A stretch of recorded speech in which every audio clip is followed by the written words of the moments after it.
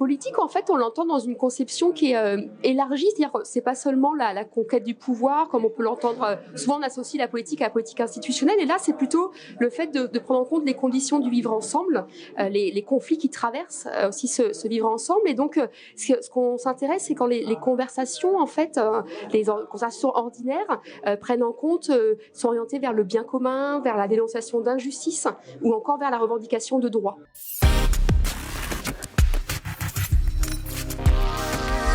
Plusieurs expressions du politique, en fait, dans les centres sociaux, par exemple dans les conversations ordinaires, dans les espaces de sociabilité, où les gens qui participent vont partager des problèmes qu'ils ont en commun, qu'ils rencontrent dans leur quotidien, par exemple sur le logement, les aides sociales ou encore l'accès à l'emploi, et qui vont donc mettre en commun ces problèmes partagés. Alors après, ça va pas forcément aller jusqu'à des revendications collectives, des mobilisations collectives, mais il y a comme ça l'expression de problèmes en commun, ou encore l'expression du juste ou de l'injuste, qu'on peut aussi repérer, par exemple, quand il s'agit de fixer des principes de financement d'une sortie en commun ou de repas partagés. Qui est-ce qui a accès et à quelles conditions? Donc là, on va discuter aussi des principes de justice, en fait, dans les activités même du centre social.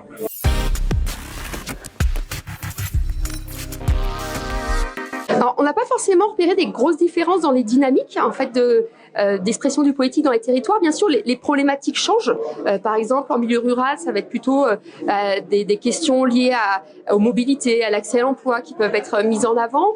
En milieu urbain, notamment dans les quartiers politiques de la ville, la question des discriminations, des violences policières vont davantage émerger. Donc, les thématiques peuvent être différentes, mais par contre, les logiques d'expression, de problèmes partagés et de mise en commun qui n'aboutissent pas forcément à des mobilisations collectives, ça, c'est des mêmes dynamiques qu'on a pu repérer.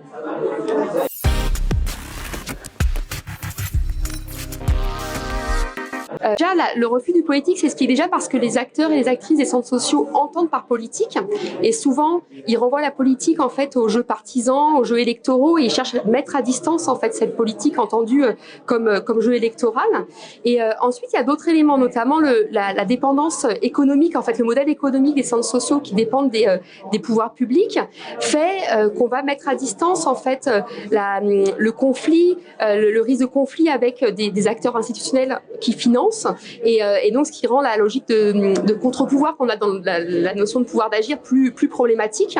Il y a aussi la posture des salariés qui peut aussi, alors qui est liée à la dépendance économique, mais qui est liée aussi au modèle, au référentiel, pour reprendre le terme de Régis Cortésero, qui a travaillé sur les référentiels des centres sociaux, et qui montre que le référentiel du lien social avec la promotion de la convivialité, il est central, et qui fait qu'on va plutôt mettre à distance la question du conflit pour insister sur ce qui rassemble, en fait. Et donc tous ces éléments font qu'on va plutôt éviter le politique.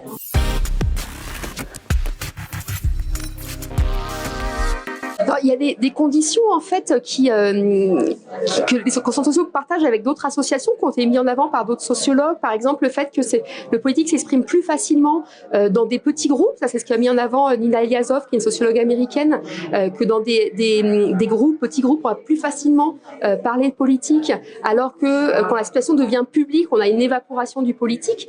C'est lié aussi au caractère homogène ou hétérogène des groupes. C'est-à-dire quand un groupe est plus homogène, ça peut être plus facile de partager des problèmes, parce que y a pas, on craint pas le conflit en fait qu'il pourrait y avoir lié à l'hétérogénéité. Donc en fait l'entre-soi peut favoriser l'expression de problèmes, la dénonciation d'injustice.